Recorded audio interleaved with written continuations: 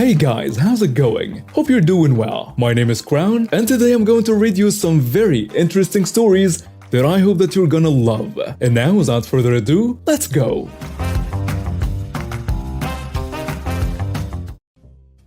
So, one time I was going to my local Walmart and I went in, got my stuff, and I got out. I was in a time crunch and I needed to get back home to feed my dog and go to work. So obviously, as fate would have it, I had parked in a one-way lane in a parking lot. This is where traffic should travel in only one direction, in the parking lot. This didn't seem so bad at the time, but this Karen had decided to drive the wrong way down the one-way drive, and a pickup truck that was headed the correct way got in her way. Now, as an adult, we would assume the bigger person would put their car in reverse and drive the opposite way, but no. They decided to park their cars in the middle of the lane and decided to have a staring contest right in the middle of the parking lot, in front of my car. Now, I was boxed in by these idiots and couldn't get out, so instead I decided to stay and watch the show. So, eventually, more like 2 minutes after I got there, the cops showed up. Cop walks up, recognizes me, the officer from another agency, and asks what's going on. I explained to the nice officer that Karen here, who has clearly forgotten to take her medication or had been drinking or a combination of the two, decided it was a good idea to have a pissing contest with a little guy in an F-350. No joke. The officer walks up to Karen and Chad and has both of them step out of their vehicles and meet in between the cars. He tells both of them that they are both going to put their cars in reverse and they are both going to leave or they are both going to jail. And then Karen starts yelling about how little man Chad in his car is wrong, and Chad likewise. The officer tells them both to shut up before they can finish and tells them that if he heard another word out of either of them, then they are both going to go to jail. Both Chad and Karen shut up, got in their cars, and they left. Backstory: Muscular dystrophy is a medical condition I've had or started to actually suffer from its symptoms at the age of 6. As many may know, it's a progressive condition and it gets worse with age. Right now I'm 33 years old and currently I'm wheelchair bound. I made my peace with what I have a long time ago and stopped really feeling bad about myself. At one point I chose to focus on the positive things in my life and the blessings that I have instead of pointing a spotlight on my misfortune. I have a warm, loving family that kept supporting me during the darkest days of my life, especially my younger sister. She has been my rock throughout all of our lives. When I was medically diagnosed with this condition, I later knew that my mother sat my sister down, simplified things for her as much as possible, and asked her to take care of her sister and look out for her even though she was the younger sibling. So since we were young, she was always very protective of me. And we grew up having a wonderful relationship between the both of us. And for that, I will always be grateful. Now, on to the story. Around 7 months ago, my sister decided to swing by my place to invite me for dinner at a fancy restaurant her husband is taking her and her young boy to. I told her that they should go as a young family without me and have a good time. But she insisted that I come and that her husband and little boy would really love it if I tagged along. So I happily agreed. A couple of days later, they came to pick me up from home, then we drove to the restaurant. When we got there, the waiter took us to our reserved table and we started going through the menus so we could pick something to eat.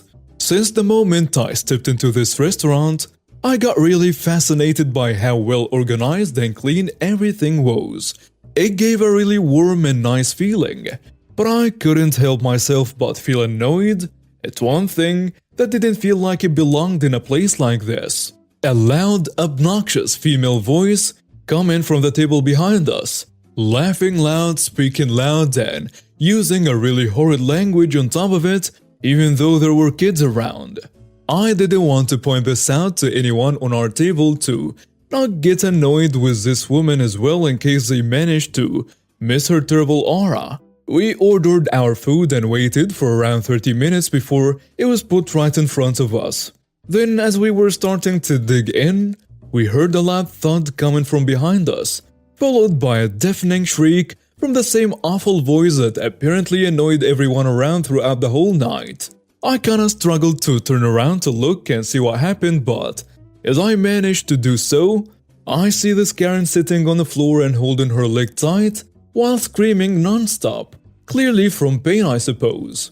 It turns out, she was leaving her table for the ladies' room and hit her leg hard against one of the tables on the way. Honestly, I didn't feel the worst when I heard this. I mean, she annoyed the hell out of me when I was supposed to spend some quality time with my sister and her family. But I also don't think she deserves to be hurt like that, just because she was loud and obnoxious. But soon after, she gave me a bigger reason why she deserves every bad thing that could happen to her. Her friends and some of the workers tried to help her up, but she claimed her leg wasn't feeling right when she tried to stand on it, and that she couldn't even get up to at least sit on one of the chairs. People started suggesting calling an ambulance, especially after she made it sound this serious. But then this woman lifted her head up for a moment, looked around the restaurant, then locked eyes with me. It definitely felt like one of those target-locked moments. It sent a chill down my spine. You! Give me that chair you're sitting in. It has wheels, right? I could move around with it for the time being. I was like, what? It took a moment for me to realize she was actually talking to me, and I wasn't sure of that until she repeated what she said again, but this time with some select words that may have touched on my disability. But before I could answer, my sister stepped up and yelled at her, "What the hell did you just tell her? Are you crazy? I don't know what your problem is, but she's definitely not giving you her wheelchair. I don't care if your leg is bruised, broken, or needs to be amputated. You're not getting a single thing out of us, especially with that entitled, condescending attitude of yours." Once that woman fully grasped what my sister has told her, she snapped. Instantly, she got up on her feet, her injured feet, and stormed towards us. At first, she tried reaching for my sister's hair, but when she realized she couldn't grab it because my sister was sitting at the far side of the table, she decided that I was an easier target and that I was practically right under her at this point. She grabbed me by the collar of my blouse and pulled me off my wheelchair with all of her strength. I landed on the floor in shock, and before anyone could stop her, she started dragging my wheelchair towards her table while screaming like a mad person at me, my sister, and her good-for-nothing boyfriend. She was directing this at my brother-in-law. Remember when I said that my sister was raised to be protective of me? During high school, she felt the need to take a self-defense class to be able to defend me from whoever picked on me back then. And you could say it definitely paid dividends. In less than a second, she was right in front of Karen, who surprisingly took a swift swing at her, but sis managed to dodge it somehow, pulled out her stun gun, and fried the living hell out of that whale of a woman. That was the moment everyone's brains really processed what just happened, and they started to separate us all from each other until the cops and EMTs arrived. It may have felt like an eternity, but the action part didn't really take more than 10 to 15 seconds. The cops arrived and tried to detain my sister at first, but her lawyer husband managed to calm them down and have them check the footage before taking any action they would later regret. By this point, my sister, with the help of her husband and the waiter, had helped me to my wheelchair and took me to a far corner in the restaurant until things got sorted out. After police officers reviewed the footage, it seemed as if asking us if we wanted to press charges or not was a dumb question. We absolutely did. Karen was taken in an ambulance by the time the cops were wrapping things up with us, saying they would be reaching out to us in the next couple of days for further investigation. I hugged my sister when they left, trying to calm her down because it seemed like she was struggling to hold it together, since clearly the adrenaline's effect was starting to fade out. Karen was charged and she was found guilty and was put in prison for 5 years. We didn't feel like pursuing a civil lawsuit, as this is an experience we truly wanted to put behind our backs as soon as we could. Thank you for listening, and please be nicer to disabled people. We have a lot on our plate to start with. Please do not make it harder for us. Please note, for the information of everyone who's going to mention seatbelts being mandatory in their cars, my passenger was an intoxicated petite female coworker I did not know very well. I'm very much larger than her. Yes, her not buckling up was a safety risk. I judged that risk to be less of a problem than potentially winding up in a confrontation when it was just us in an enclosed space. This was going to be an ITA post until I found a freaking cop waiting at my house to give me a superiority check.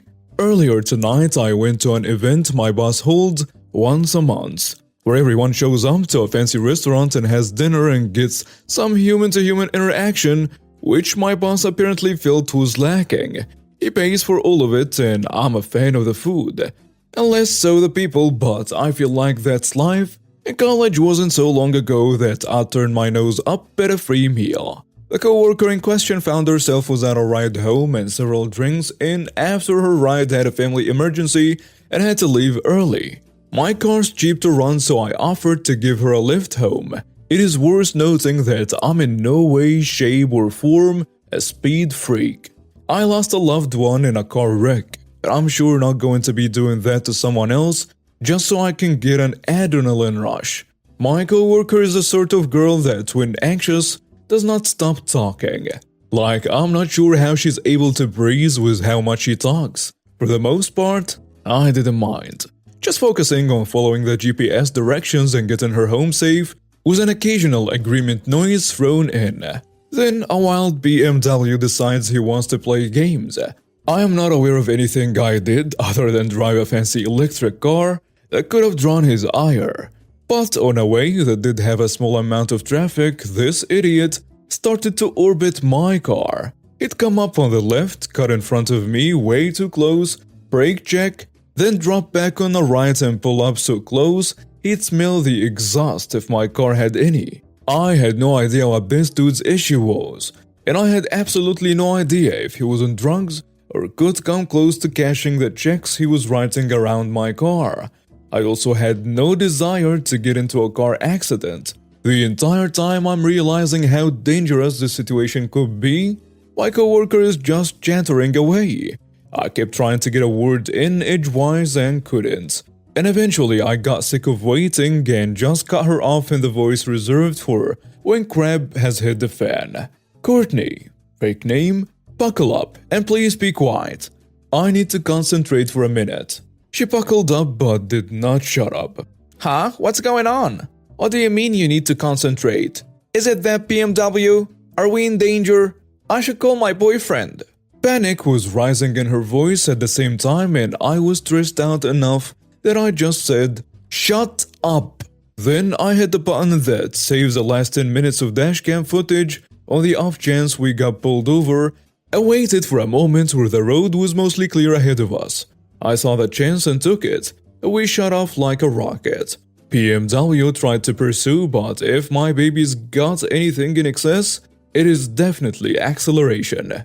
We took off, and the first chance I got when I couldn't see the other car's headlights, I took an exit.